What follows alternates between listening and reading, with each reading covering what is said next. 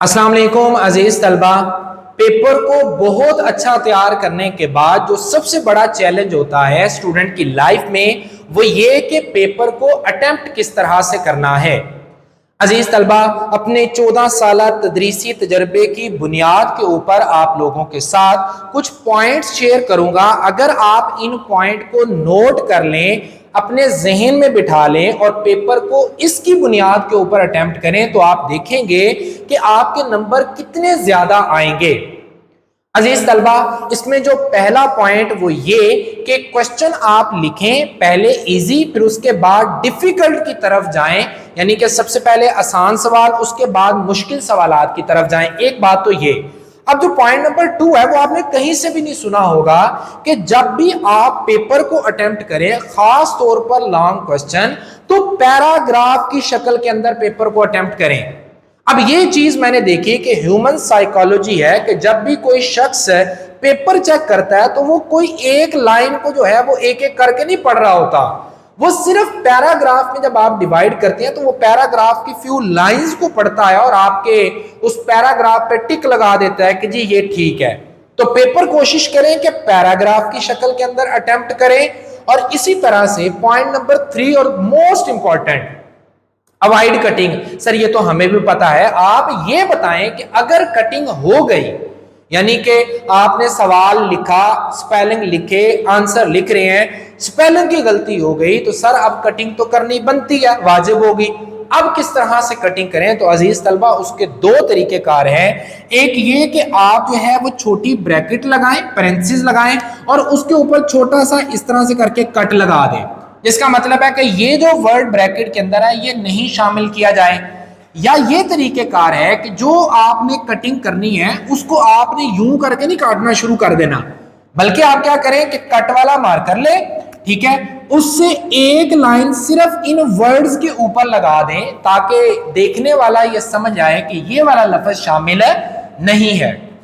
अजीज तलबा, जो point number 4 है, अक्सर बच्चे यहीं पर गलती करते हैं कि वो क्या करते हैं कि सुबह पेपर है, पेपर से 15 मिनट पहले छोटे बहन भाई को भेजा या खुद जाकर न्यू स्टेशनरी ले आए, यानी कि पेंसिल मार्कर नए ले आए। अब जब वो नए पेंसिल आ गए, मार्कर आ गए, उनकी जो आगे से निप होती है ना, टिप होती है, वो बड़ी शार्प होती है।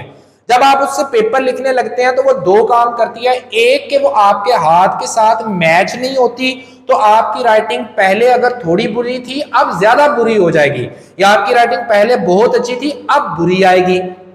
क्यों? क्योंकि मार्कर पेन न्यू है, वो आपके साथ हाथ के अलाइन नहीं हुआ, तो अब वो अच्छे रिजल्ट नहीं दे रहा। और दूसरी जो सबसे बड़ी बात है या जो सबसे बड़ा बच्चा फेस करता है पेपर में, वो ये कि इस तेज पेन के साथ जब वो लिखने की कोशिश करता है तो पेज अक्सर फट जाता है, पेज जो है वहां से खराब हो जाएगा, क्योंकि मार्कर नया है या स्पेशली बॉल पेन या पेन जो है उसकी टिप जो है वो अभी घसी नहीं है, वो यूज टू नहीं हुई, वो बड़ी शार्प है, तेज है, तो वो पेज फाड़ देगी। क्लियर? तो इसलिए जो है वो आप कोशिश करें कि पेपर देने से पहले वही मार्कर पेंसिल लेकर जाएं जो आपके इस्तेमाल के अंदर मौजूद है, जिसकी आगे से जो है वो निब इतनी शार्प नहीं है, आपके हाथ के ऊपर बैठा हुआ है, आप उसी मार्कर या पेंसिल को जो है वो लेकर जाएं। इसी तरह से point number 4, gap between the two question. आपने जो है एक क्वेश्चन लिखा, क्वेश्चन नंबर 1, अब एक लाइन छोड़ दें और फिर क्वेश्चन नंबर 2 को अटेम्प्ट करें। अब ये जो लाइन छोड़ी है ना, इसके ऊपर आप क्या करें कि यूं करके डबल हेड एरो बना दें, एक तो तरीकेकार ये है। या फिर आप यूं करें कि आपने लिखा ना क्वेश्चन नंबर 1, ऐसे आपने कहा क्वेश्चन नंबर 1 है, आपने यूं करना है और इसके साथ जो आपको आर्ट आती है ना वो आर्ट खूबसूरत सी करके बना दें और कोशिश करें कि ये आर्ट मार्कर के साथ बनाएं, वो ज्यादा प्यारी लगती है। इसी तरह से पॉइंट नंबर 6 है, कभी भी पेपर के अंदर आपने ना शॉर्ट स्पेलिंग नहीं लिखने। जैसे आप बिकॉज को लिखते हैं BC, या कुछ स्टूडेंट लिखते हैं BZ, क्लियर, या कुछ बच्चे जो हैं वो बिटवीन को लिखते हैं BW ऑब्लिक लगाकर। अब जब ये शॉर्ट स्पेलिंग आप लिखते हैं ना तो चेक करने वाला ना वैसे ही जो है ना वो तंग आ जाता है। क्यों? क्योंकि वो जो चेक कर रहा है ना पेपर, वो कोई टीचर है, कोई उस्ताद है, और उस्ताद हमेशा बच्चे को इंप्रूवमेंट की तरफ लेकर जाता है, और वो ये कभी भी बर्दाश्त नहीं करेगा कि आप अपने बनाए हुए शॉर्ट फॉर्म के स्पेलिंग लिखें। खुद बेशक व्हाइट बोर्ड पर लिखते रहे उस्ताद, जो मर्जी करते रहे, लेकिन वो बच्चे को अलाउ नहीं करते। सो लिहाजा आपने वो काम नहीं करने जो उस एग्जामिनर को पसंद ना हो। तो आपने शॉर्ट स्पेलिंग भी नहीं लिखने।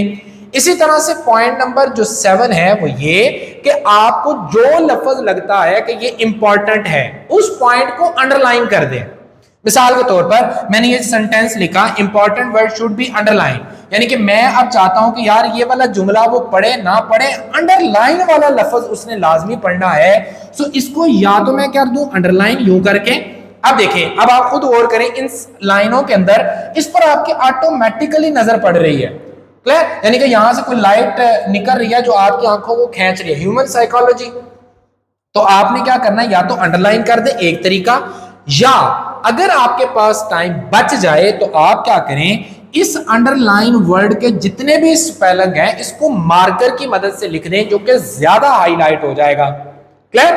Now point number 7, in short question main theme of the question should be explain in the first 3 to 4 lines. आपने जब भी शॉर्ट क्वेश्चन अटेम्प्ट करना है तो पहली 2 से 3 लाइनों के अंदर कोशिश करें कि शॉर्ट क्वेश्चन का मेन थीम लिख दें, ना कि पूरा शॉर्ट क्वेश्चन लिख दें। जो मेन पॉइंट है ना उस शॉर्ट क्वेश्चन के, वो पहली 2 से 3 लाइनों में एक्सप्लेन करें। अब जो फिल्में डालनी है वो आगे बेशक डालते रहें, लेकिन पहली 3 जो लाइनें हैं, ये 4 लाइनें, उनके अंदर मेन थीम को लिखें।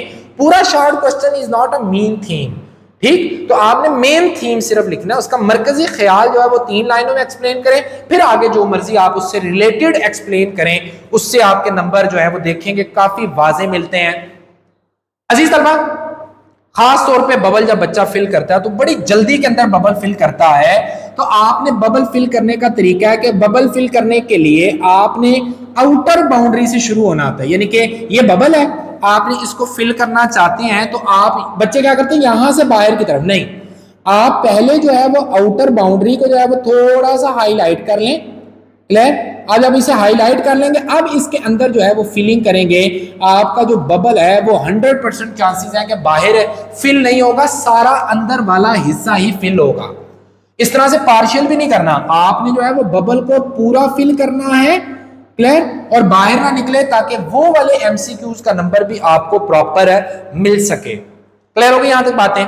नेक्स्ट जो पॉइंट लिखा है वो है कि आप जब भी पेपर को अटेम्प्ट करें तो आप फ्रीक्वेंटली करें। ऐसा नहीं है कि पहले शुरू में जो है वो अच्छी अच्छी हैंड राइटिंग बना ली, प्यारा प्यारा लिख लिया, और फिर आगे जाकर आपको पता लगा है 15 मिनट और एक लॉन्ग क्वेश्चन, तो आपने अब जो है वो आंखें बंद करके स्पीड बढ़ाई, जिसकी वजह से पूरे पेपर की जो लुक है ना वो खराब हो जाएगी। चलो पीछे तो नंबर आपको अच्छे मिल गए, लेकिन आगे अच्छे नंबर नहीं मिलेंगे। अब देखें, 5 नंबर का लॉन्ग क्वेश्चन है, आपने उसको लिखा पूरा, लेकिन गड़बड़ करके आपने लिख दिया, तो वो आपको 3 नंबर दे देगा। तो बेहतर नहीं है कि आप खूबसूरती से उसको लिखें, और आपका अगर वो कंप्लीट ना भी होगा ना तो वो आपको 4 नंबर दे जाएगा। ठीक है? तो नंबर लेना जो है वो साइकोलॉजी के साथ खेलने के मुतरादिफ है। तो आपने कुछ इस तरह से जो है वो पेपर को अटेम्प्ट करना है। अजीज तलबा, पॉइंट नंबर 11 है कि आपने जब भी हेडिंग देनी है तो आप मार्कर की मदद से उसको हाईलाइट करें। मिसाल के तौर पर अगर आप बेंजीन की रेजोनेंस के ऊपर नोट कर रहे हैं तो आपने स्ट्रक्चर बनाने लगे तो आप लिखें रेजोनेंस स्ट्रक्चर। अब एनर्जी लिखने लगे तो रेजोनेंस एनर्जी। तो हेडिंग खुद से आप बनाते जाएं और ये ज्यादा आई कैचिंग होती है। अगर आपने रेजोनेंस स्ट्रक्चर लिख दिया, अब इसकी थ्योरी इतनी ना भी लिखे ना तो इतना फर्क नहीं पड़ता, 2-4 लाइनें लिख दे काफी है। तो हेडिंग बनाने से ये काम भी होता है। फिर है कि जी 1 line should have a maximum 6 word. अब बच्चे क्या करते हैं कि एक ही लाइन के ऊपर कोशिश करते हैं कि सवाल थम जाए मेरा, नहीं, मैक्सिमम कोशिश करें कि 6 वर्ड आए उस लाइन के ऊपर, या डिपेंड करता है कि वर्ड लेंथ पे। अब एक लाइन है उसके अंदर सारे वर्ड ही लेंथ हैं, कैरेक्टराइजेशन, मिनरलाइजेशन, सिंक्रोनाइजेशन। अब ये 3 वर्ड मैंने बोले, अगर ये एक लाइन में आएंगे तो 6 तो नहीं लिख सकते, तो आप इनकी बेशक नंबरिंग कम कर लें, लेकिन मैक्सिमम कोशिश करें कि 6 लफ्ज। मिनिमम जो है कितने लिखने हैं वो डिपेंड करता है कि आपके जो सेंटेंस है उसमें वर्ड की लेंथ कितनी है, उसके हिसाब से आपने लिखना है। इसी तरह से पॉइंट नंबर 13 है length of long question. Sir कितना लॉन्ग क्वेश्चन लिखें, सर कितनी समरी लिखें, सर कितनी पोइम लिखें, कितना ऐसे लिखें, कितना जो है वो लॉन्ग क्वेश्चन लिखें फिजिक्स केमिस्ट्री बायो का। अजीज तलबा ये मैटर बिल्कुल भी नहीं करता, और आपने सिर्फ लॉन्ग क्वेश्चन इतना लिखना है जिस पर आपको पता है कि यार I am satisfied with this question, अब मैं इससे मुतमईन हूं, अब ये काफी है।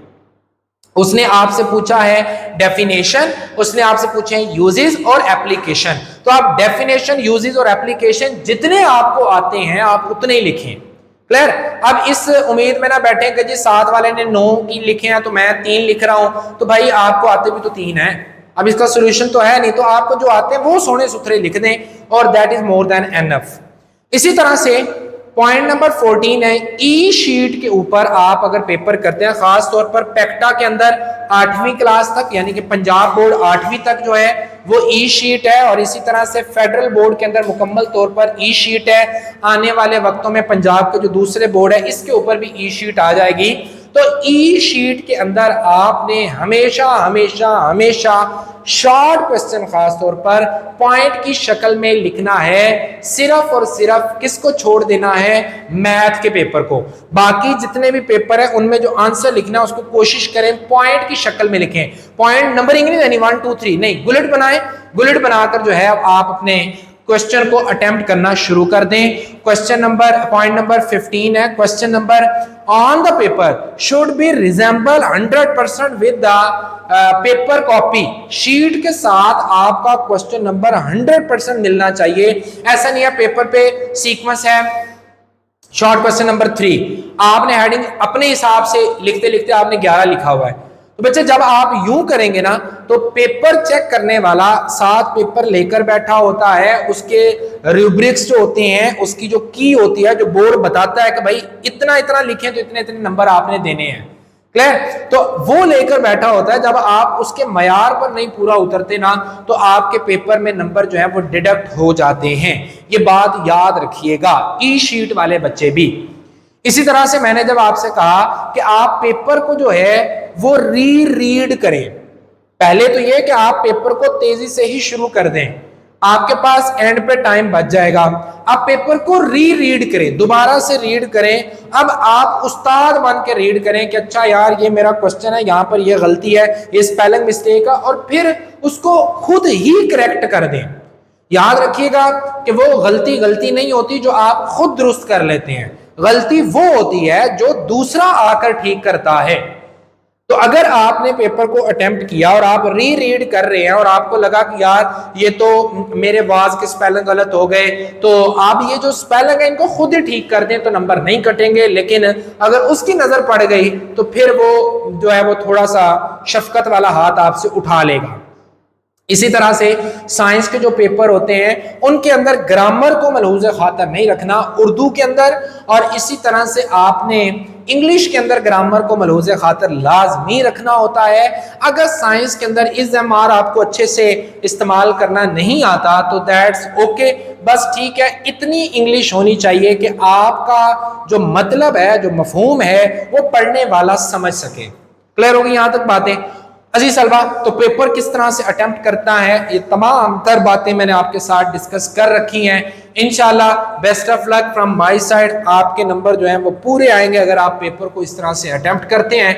कुछ बच्चों के पास यही टेक्निक होती है, पेपर अच्छा तैयार नहीं होता लेकिन ये टेक्निक इतनी ग्रिप की होती है कि जब वो पेपर देते हैं तो उनके नंबर आपसे ज्यादा आ जाते हैं, तो उनके पीछे रीजन एक्चुअल में यही है। क्लियर होगी यहाँ तक बातें?